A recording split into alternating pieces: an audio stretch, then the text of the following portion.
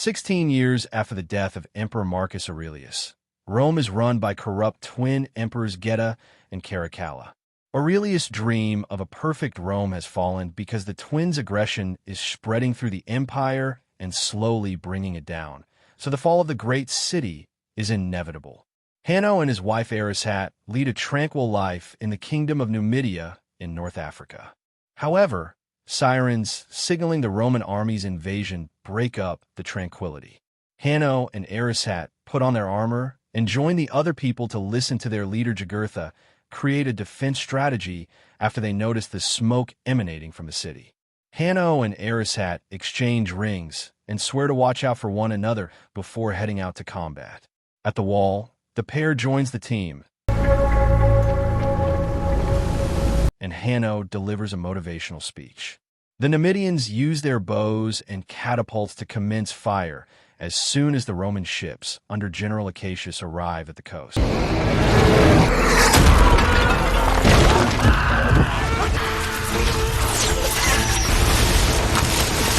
The ships take heavy damage. However, Acacius orders his men to keep moving while they retaliate with their own catapults and archers.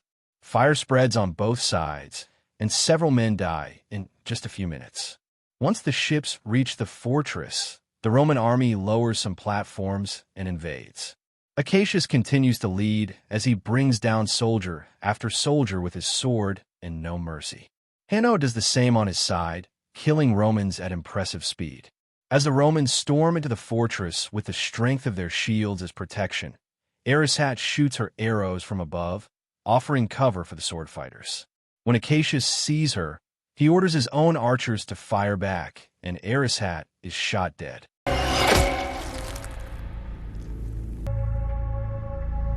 Hanno watches in horror how her body falls into the sea and a Roman hits him from behind, making him fall as well.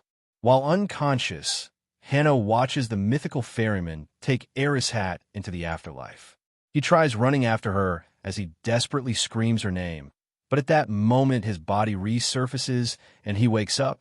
Nearby, he finds the dead body of his wife, so he cries as he takes the arrow from her chest before the Romans capture him. Afterward, Acacius claims the city for Rome while his men burn the bodies. Every citizen, including Hanno, is marked as a slave by having scorching marks on their bodies. The slaves are then transported by sea to Rome. Hanno assists Jugurtha in dressing his severe wound after noticing it during the journey. Jugurtha recalls the day he discovered Hanno as a lost youngster in the desert and believes he is running out of time. This brings up a memory for Hanno. When the Romans assaulted his home, his mother sent him away from his nice family when he was a child.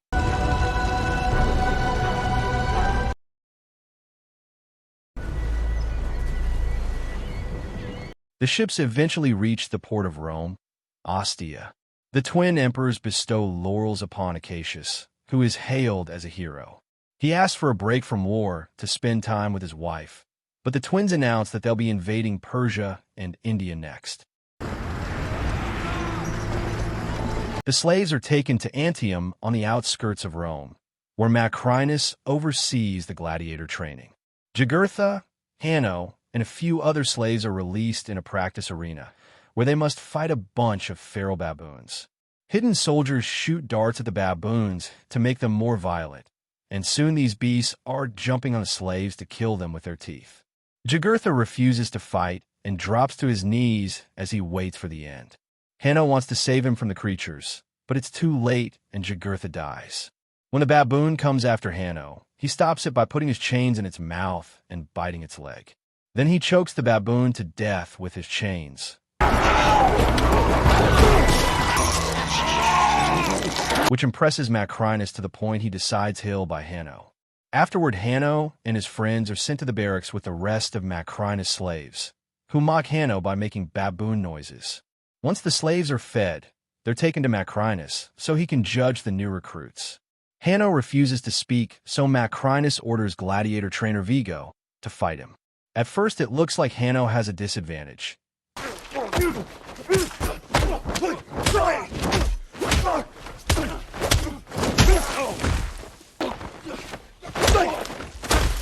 But soon he recovers and fights back with impressive skill to defeat Vigo. Then Hanno is sent to the private chambers, where Macrinus explains he chooses gladiators for their rage, and Hanno has lots of it. Hanno finally talks to say his goal is to kill Acacius, and Macrinus explains he can achieve that if he wins enough fights in Rome. Meanwhile, Acacius reunites with his wife Lucilla, the daughter of the previous emperor. He admits he's tired of the twins' tyranny, so he and Lucilla begin making plans to rebel against the emperors and make Rome great again. Sometime later, Macrinus brings Hanno to a party in the city thrown by Senator Thraex. Hanno and one of Thraex's slaves are forced to fight with swords to death in front of the emperors. At first, Hanno refuses to kill and attacks the other man using furniture and any object he can find around. But the guy refuses to surrender, so Hanno has no choice but to stab him with the sword.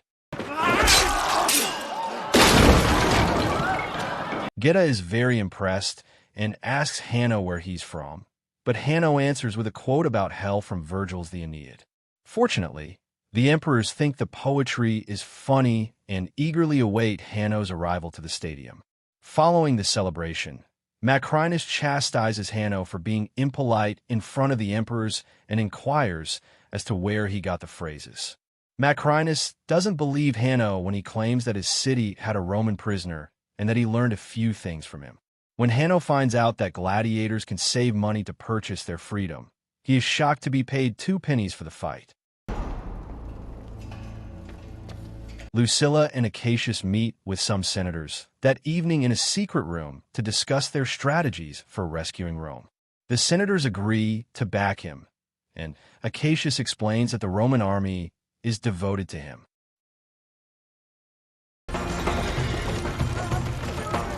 A few days later, Hanno and other slaves are brought to Rome for the Gladiator games in the Coliseum. They are impressed by the architecture and the statues, but they also notice all the poor people on the streets. Macrinus meets with Thraex, and they agree to double their bets. At the Coliseum, the emperors receive Acacius and Lucilla on the main seats, and the crowd chants the general's name. Acacius says a few words, and then the slaves enter the arena, where Glycio, the gladiator champion, rides a rhino. As the head of the gang, Hanno devises a plan to avoid the rhino's attacks. Everything goes smoothly at first, but then a slave is overthrown. He runs more slowly due to the wound, so Glycio can easily catch him with some bolus, and the rhino uses its horn to kill him. Hanno then rubs some dirt between his palms, which makes Lucilla think of Maximus, the main character from the first film, and her ex-lover. To divert the rhino's attention, he also tosses some dirt at it. Then, he leaps aside, causing the animal to collide with the wall. Glycio falls off the rhino and gets injured, but he can still move and goes after Hanno. As the men fight and beat each other up, Geta remembers the quote Hanno shared at the party, and Lucilla takes it as another clue. Hanno and Glycio continue to fight fiercely using any weapon they can pick up around the arena. When Glycio manages to knock Hanno down, Caracalla chooses blood, but Lucilla asks for mercy. Geta gives a thumbs up to spare Hanno, who says he doesn't want to be pitted by the Romans, and starts fighting again. In just a few moves, he manages to stab Glycio, and the crowd chants the word kill. This time, Geta turns his thumb down, and Hanno decapitates Glycio with 2 swords.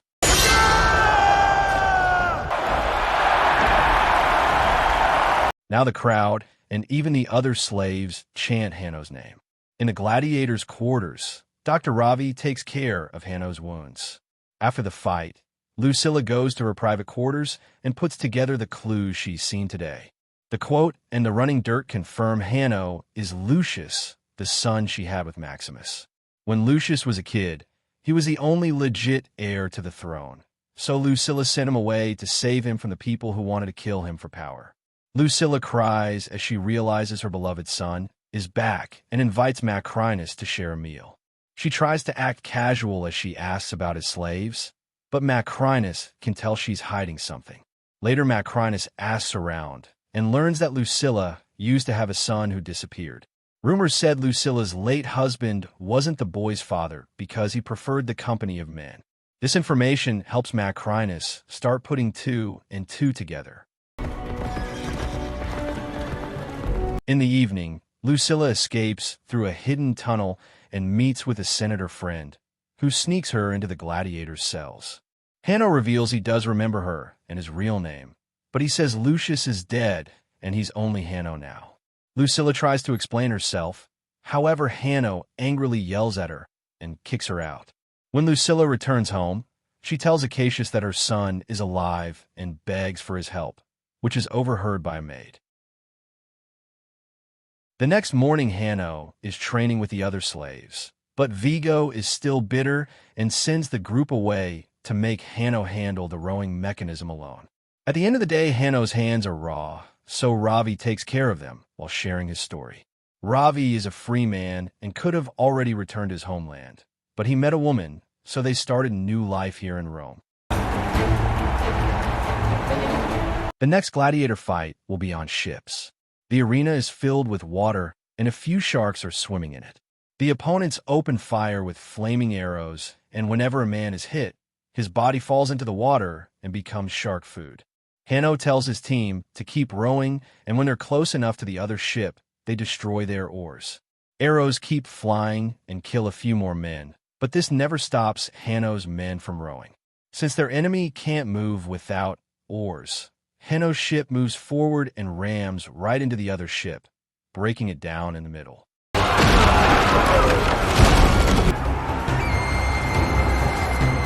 Then Hanno and his men jump on the enemy's boat to start killing them one by one.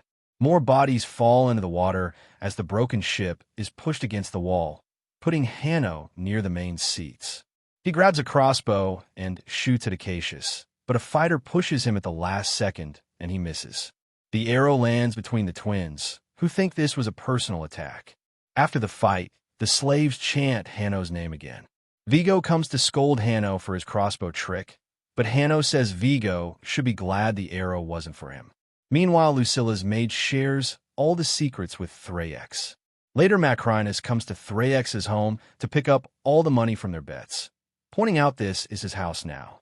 Instead of money, Thraex pays him with secrets. There are rebels planning to dethrone the twins. However, that plan has been delayed until certain gladiator is rescued from the arena. That night, the palace soldiers pick Lucilla up at her home. In a gladiator's quarters, Acacius and his men are sneaking in to rescue Hanno. However, the emperor's soldiers are already waiting to quickly shoot the men with arrows before capturing Acacius. The couple is taken to see the twins, and Geta scolds them for their betrayal, only for Acacius to laugh at him. This enrages Caracalla, who grabs a sword and tries to kill Acacius. Geta immediately stops him, saying the punishment must be public. After the couple is taken to a cell, Macrinus points out that crucifixion is for thieves and Acacius is a hero. So if the emperors want to stay on the citizens' good side, sending Acacius to the arena would be a better idea. The next day, Ravi shows Hanno the shrine to the gladiator champions, and Hanno notices that Maximus' name has been scratched off. But in Maximus' grave, his armor and swords are still kept in good condition. On the wall, Hanno reads, "What we do in this life echoes in eternity." For the next gladiator fight, extra soldiers are protecting the main seats, and Lucilla is kept in shackles. Acacius is the first gladiator, and he must fight against soldiers of the Praetorian Guard. Having so many opponents isn't easy, and Acacius is wounded a couple of times, but he's still a magnificent warrior and manages to kill every soldier with his sword.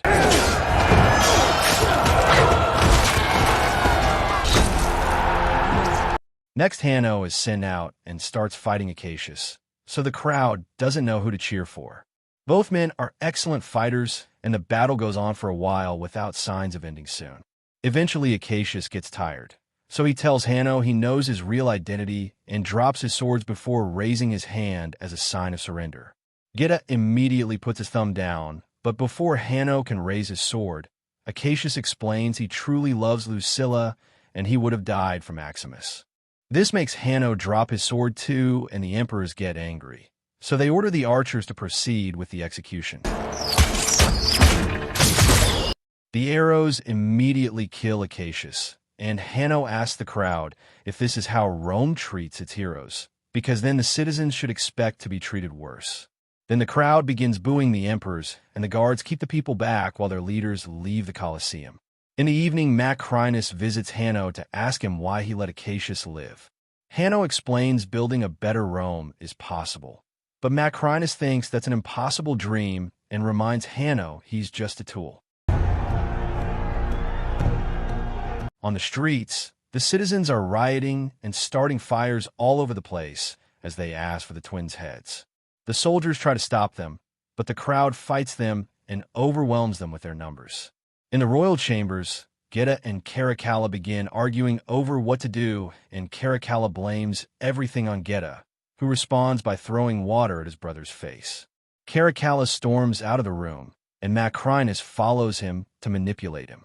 He says that Geta will blame Caracalla for everything in public, so Caracalla should confront him. Tired of having to share everything, Caracalla grabs a blade and cuts his brother's hand.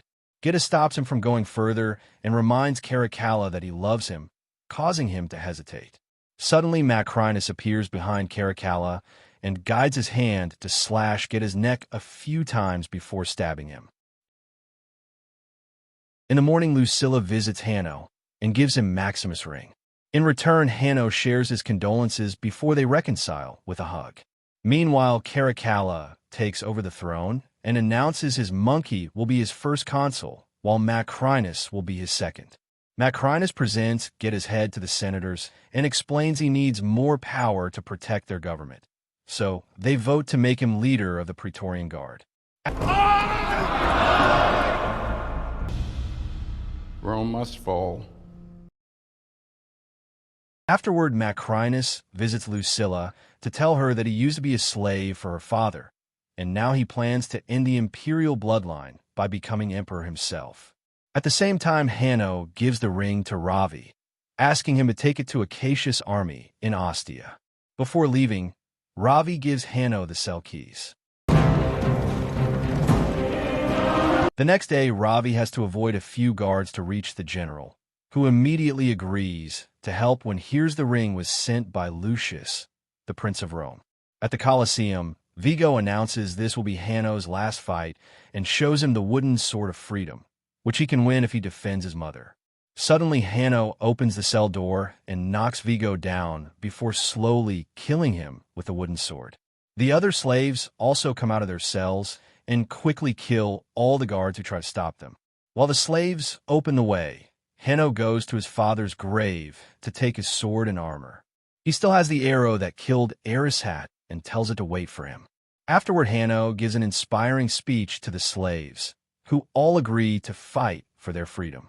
Then he enters the arena and finds Lucilla tied to a post surrounded by rebel senators while the crowd chants his name. Royal soldiers enter the arena too, and the crowd boos them. But before they can attack, the slaves rush in to help Hanno fight with fair numbers.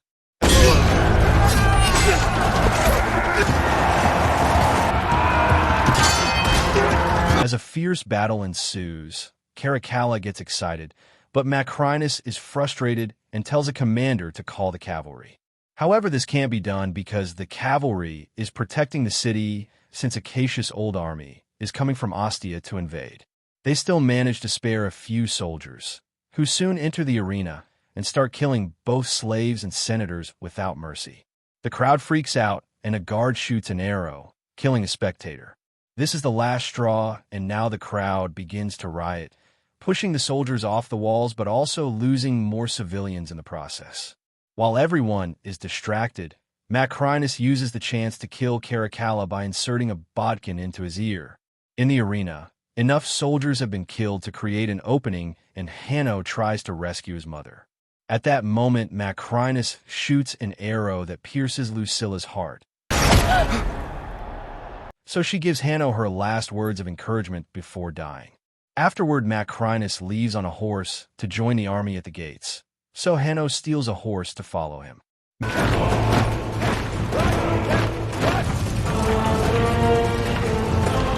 The Praetorian Guard meets Acacius' army, led by Ravi, outside the city. Hanno appears in front of Macrinus and introduces himself as Lucius, the real heir to the throne. He tackles Macrinus to throw him off his horse, and the men begin fighting with his swords. Macrinus turns out to be a fearsome opponent who manages to break Hanno's sword and keeps him short-sighted by throwing dirt at his face. Then Macrinus pushes Hanno into the river and starts stabbing, but the sword keeps bouncing on the armor. Hanno sees himself in the afterlife again and remembers his mother's last words before resurfacing with regained strength. He punches Macrinus before retrieving his sword to cut off his arm, followed by a slash to his stomach that finally kills him.